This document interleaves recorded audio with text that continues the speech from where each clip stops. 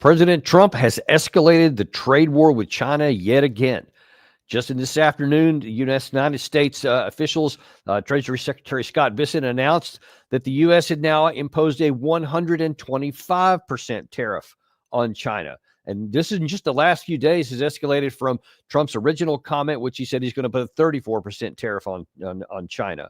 And then China matched that. And the United States said, you better not do any more. And then China says, okay, we'll do some more. And then the U.S. went to 104%. And then China went to 84%. And then now today, we've gone up to 125%. So you see, this is just continuing to escalate up higher and higher. And where this is going to go is unknown. Now, this escalation comes in the midst, though, of, ironically, we had Professor John Mearsheimer on a show earlier today where we were talking about this tariff fest, which the U.S. had embarked on, which at the time had 185 countries on the tariff list.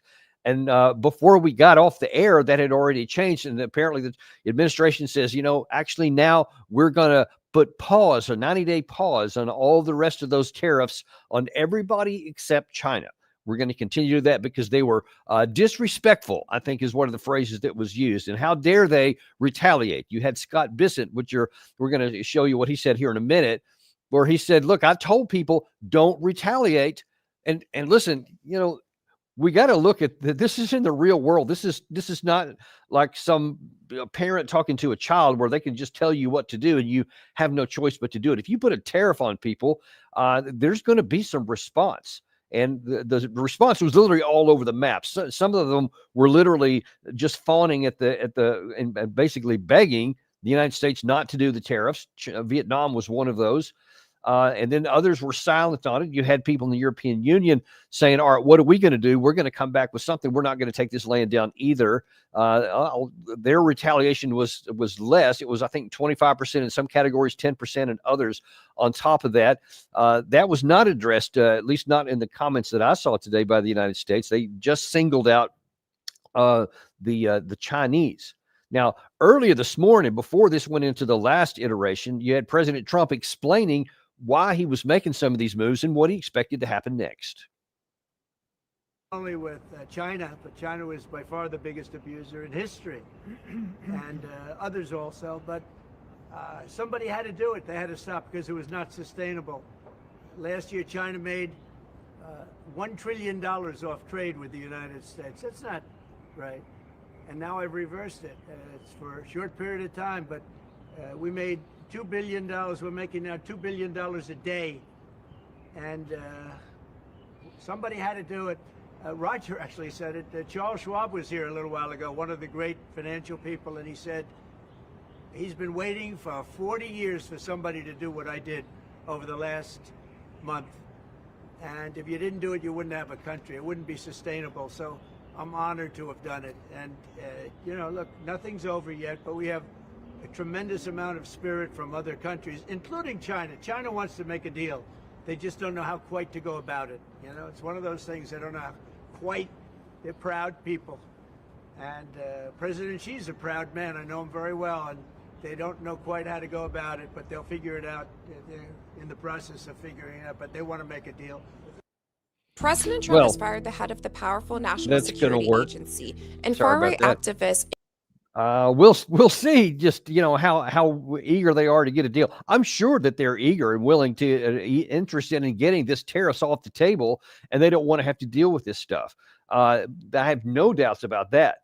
But the implication being that, as soon as they can figure out how to come around to what I want, then we'll be able to get this back to some sort of normalcy. It's some kind of a negotiated settlement.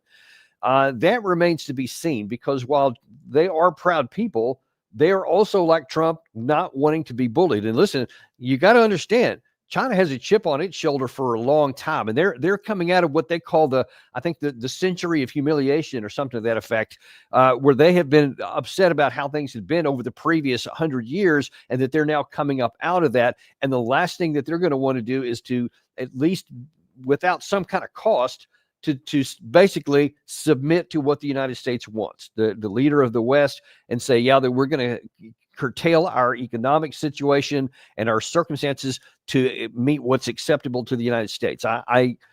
maybe that's what'll end up happening. I certainly can't predict what the Chinese are going to do, because they oftentimes think long term, or they usually think long term, and sometimes they'll take a near term setback for something else.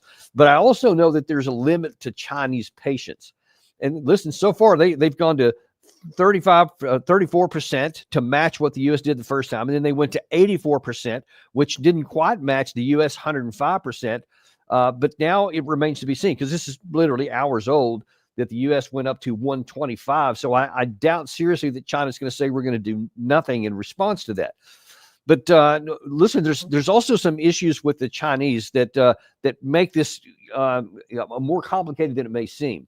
Because you can keep ratcheting up these numbers, and you can go up to all kinds of stuff, but at some point they lose their relevance, because for one expert I listened to earlier today, that the margins on Chinese exports are such that if tariffs get up much over the 34%, then it becomes kind of neutral after that. And once it gets to 50%, then it doesn't matter. It can go 50% or 5,000%. They're not going to do business then, because they can't even they can't come even, much less make any money. So beyond apparently the 50% threshold by one expert, the numbers don't even matter. Now that it's just a matter of what are we going to do to save face? What are we going to do? How are we going to respond to this? So the U.S. is up to 125, which, according to that expert, is already way over the top to where they could make money anyway. 84 or 104% was already over it. And so now China can put some other tariffs on top. But listen, all of this is going to come at a cost to the United States. Trump may be looking tough, and Charles Schwab, as he said there in that last brief I showed you, he may be saying, sure, boy, I've been waiting for somebody to do this for 40 years. Well, we'll see how eager you are to do that, because the question is going to be who's going to blink first? Who's the pain going to fall into that's going to be the worst? Can the Chinese economy take a hit and last for a long time? Can the U.S. economy take a hit and have these tariffs last for a long time? Because listen, I mean, starting tomorrow, a lot of the prices on everything that we have in the United States, things that you order on Amazon, on Temu, on all kinds of places, a lot of people do business back and forth between China and the United States, and everything is going to be going way up in prices. Some companies are not going to be able to sustain that. And so you're going to see overnight a lot of your prices on things like cell phones, iPhones, etc., lots of electronics, things are going to be going up. And so which economy can take that the longest? Because both economies are not exactly that strong. China has some definite weaknesses in built into its system.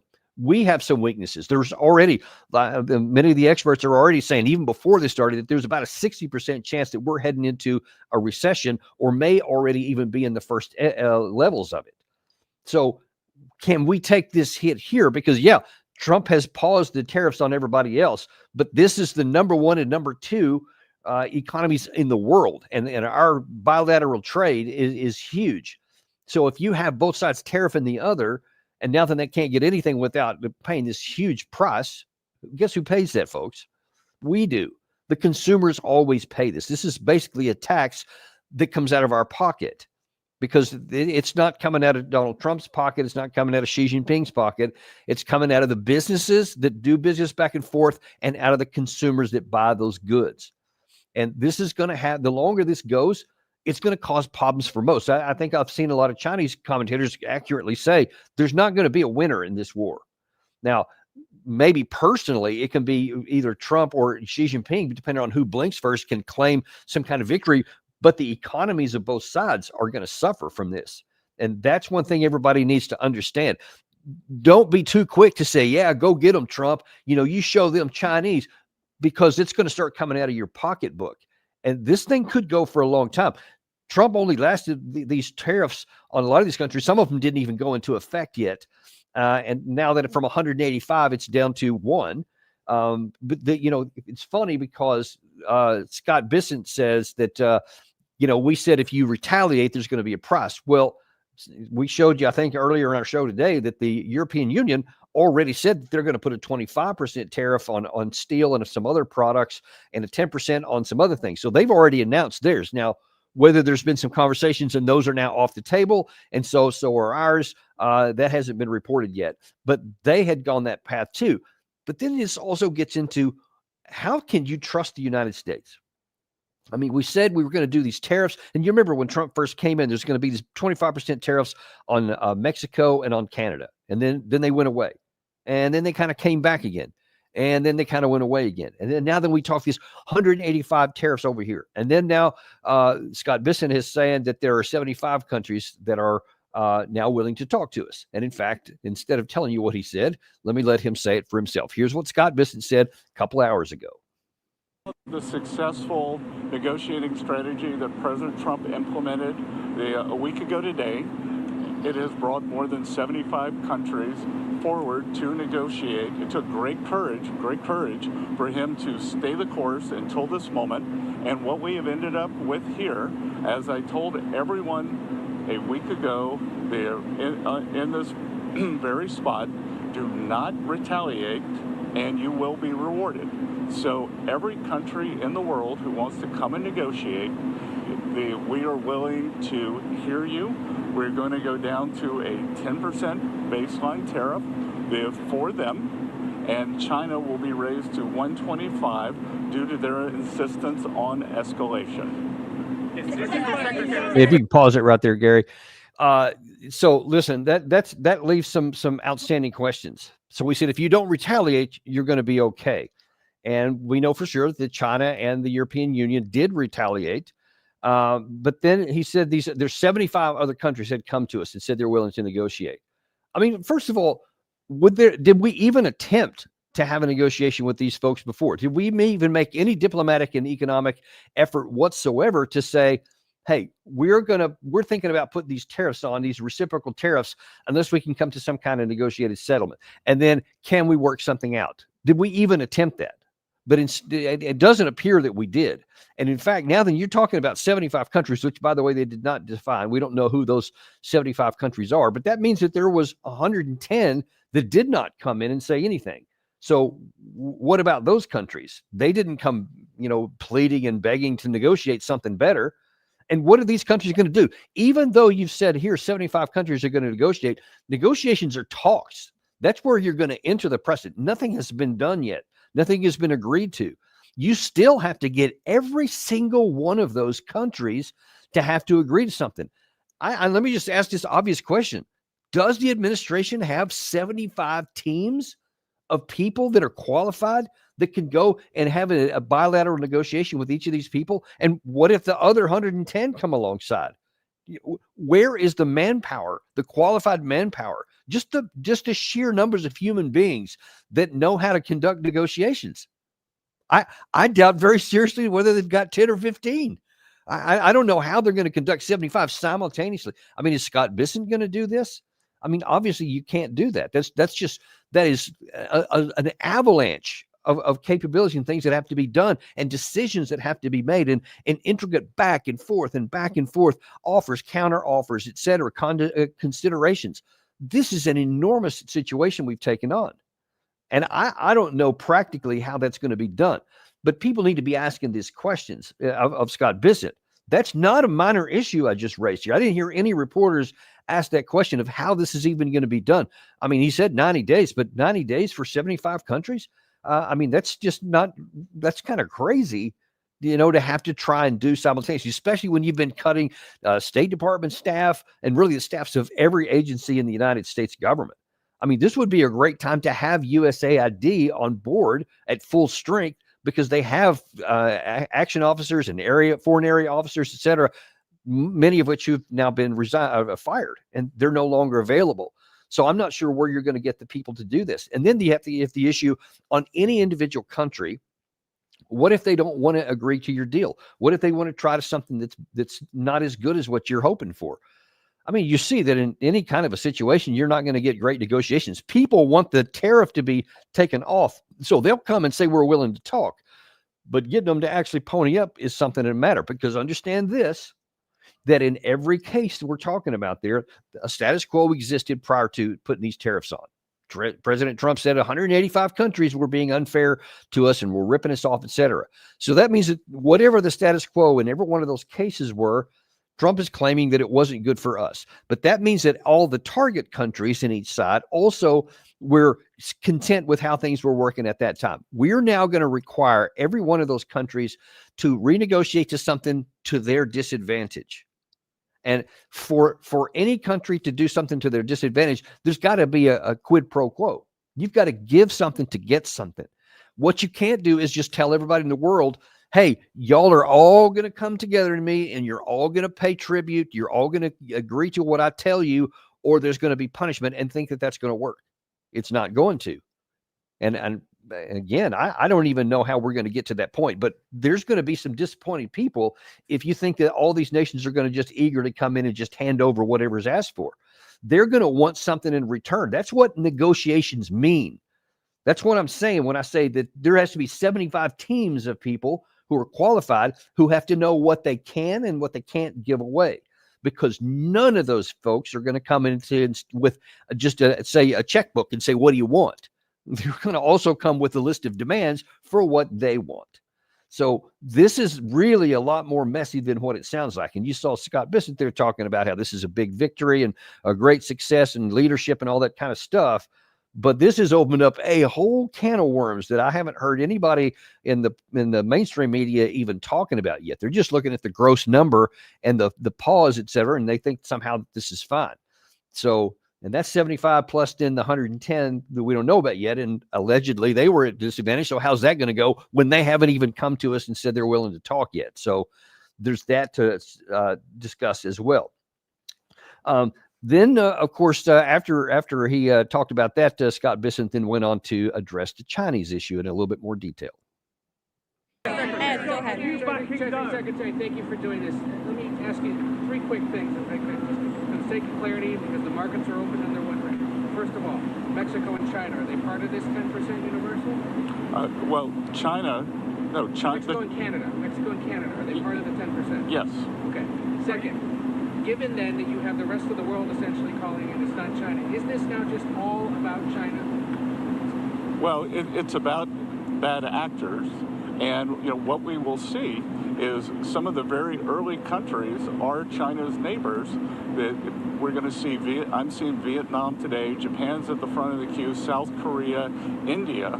So we will see. And as I've repeatedly said, and President Trump has been saying it for years, China is the most imbalanced economy in the history of the modern world, and they are the biggest source of the U.S. trade problems. And indeed, they are problems for the rest of the world, because what we've seen is that as the U.S. announced the tariff wall last week, many of those goods have already started flooding into Europe.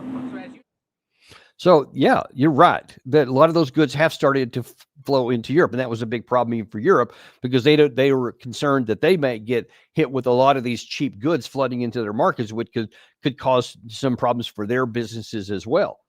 And that is caused because we put these tariffs on, because the Chinese have these deals and they have all these production rates and that kind of thing that was based on the trade that had been going on. And now all of a sudden that's turned upside down. Now you call bad actors. That just means, in his definition, anyone who doesn't do what we like.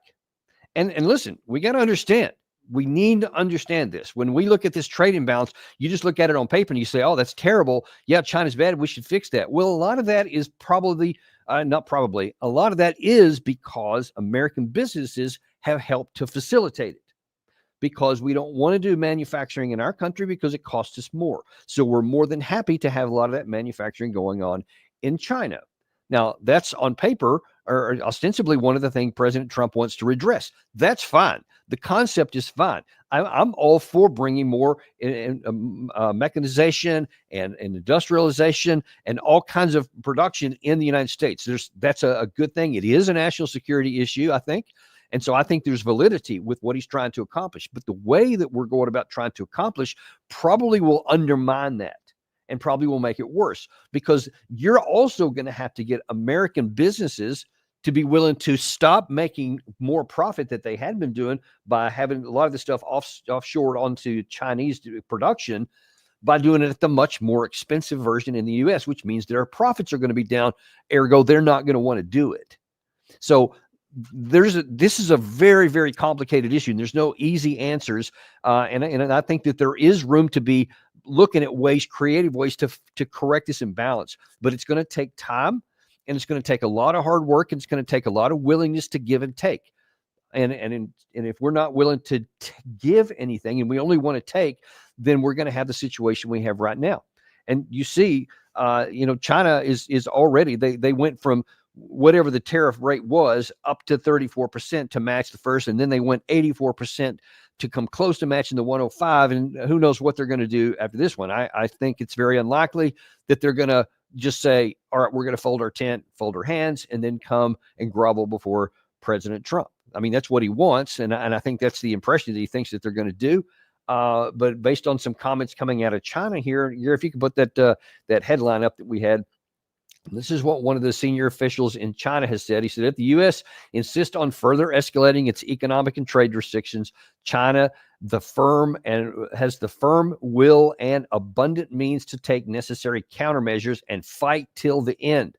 That was China's Ministry of Commerce before the 84% hike, before the 104% from the U.S. So now then it's up to 125, as you can see there. And the expectation is that China's going to do something further to go down that path. And Trump was right when he said that both Xi Jinping and himself are very proud men, and they don't like to lose. And China is rising up, of course. And now then they have a lot of economic power that they didn't have before, and their economy does have some weaknesses in it. There's no question about that.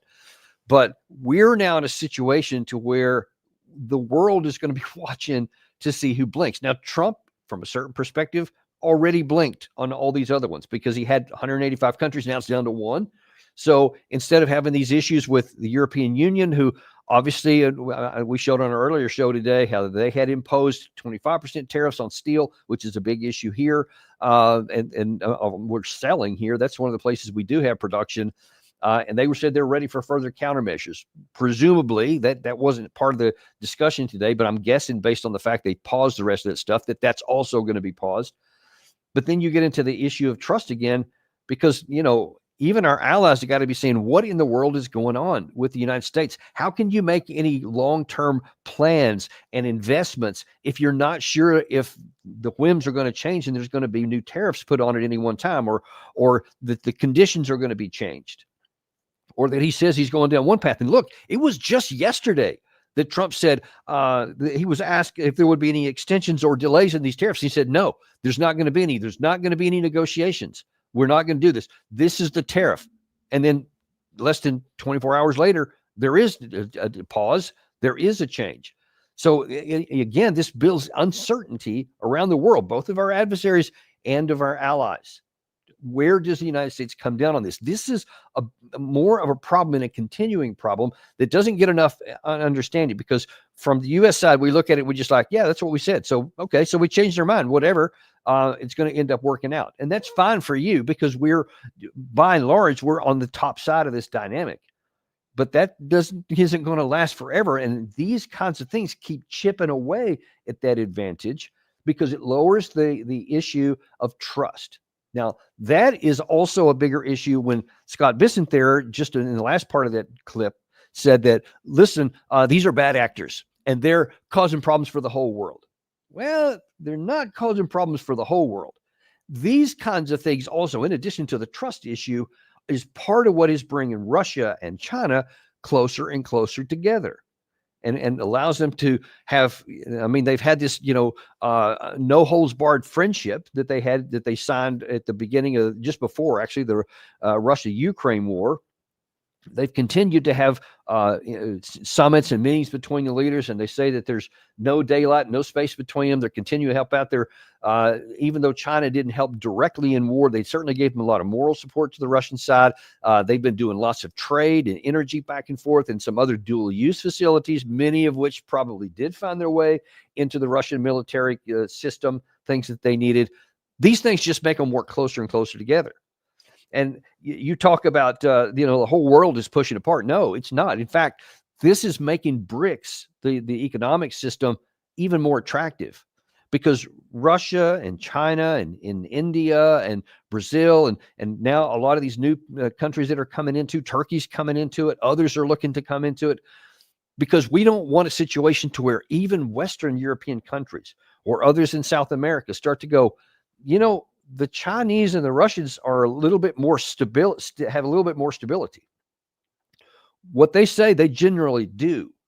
And we may not like all the terms, but they're terms that we can live with. And because they do have give and take, they do listen. The Chinese do listen to other partners. The Russians do listen to other partners. And they have dialogue back and forth. And those don't, completely lord it over those that are on the inferior side. They definitely put pressure on them. There's no question about that. But in comparison, it's not anywhere near what we're trying to do to compel compliance on everything that we want. And I know it's an American thing to want to be strong. We love to be on top. We love to be telling everybody what to do, that we're the policemen of the world and all that kind of stuff. And it plays well. And we have the strongest economy in the world. We have the strongest military, globally speaking, in the world, or at least it has been.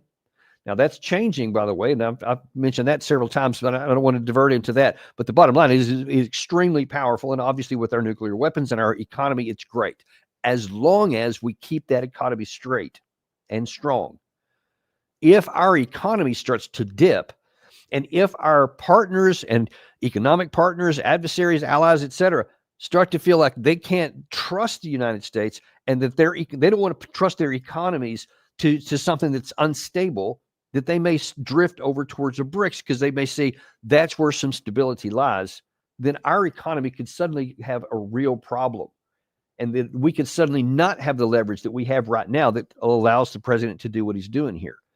Those are some real risks that we have to have. So the bottom line is, don't get caught up in all these headlines that just happened that, Trump's showing China what to do. Now we got 125% tariff and everybody else has been brought into line, because everybody else ain't been brought into line. This has just been dropped for the moment because of unilateral action by the U.S. But even these 75 people who claims to have, come with hat in hand to the United States, there's a lot of work that has to be done before that actually translates into anything positive for the United States. So far, it's all about a willingness to discuss. That's it. Nothing has changed. Whatever he didn't like about the trade imbalances hasn't been resolved. All of that hard work still remains to be seen. So the devil's in the details, as they say, and we need to keep a track on that because right now I think that we may have bit off more than we can chew with how this is working out, but we'll continue to track it here. Anyway, I just wanted to give you this brief update so you understood kind of where we are on things and what to look for coming in next. And boy, this whole issue with, I guess the next thing we're looking for is China to see what they're going to do in response to this 125. But just understand this one could last for a while and it could hit you in your pocketbook hard at a time when your pocketbook probably doesn't need to be dinged anymore. We'll continue to follow this for you. Appreciate you coming on Daniel Davis Deep Dive, and we'll see you tomorrow on the next episode.